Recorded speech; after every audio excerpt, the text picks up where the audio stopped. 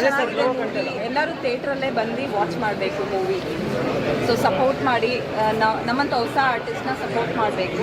ಇದು ನನ್ನ first movie. ನೀವೆಲ್ಲರೂ ಬಂದು ನೋಡಿದ್ದಕ್ಕೆ ತುಂಬ ಧನ್ಯವಾದಗಳು. ಮೇಡಮ್, ಫಸ್ಟ್ ಮೂವಿ ಇದು ನಿಮ್ಮದು. ರವಿ ಸರ್ ಜೊತೆ ಆ್ಯಕ್ಟ್ ಮಾಡುವಾಗ ಎಷ್ಟು ಟಫ್ ಅನಿಸ್ತಿಲ್ಲ, ಎಷ್ಟು ಈಸಿ ಅನಿಸ್ತಿಲ್ಲ?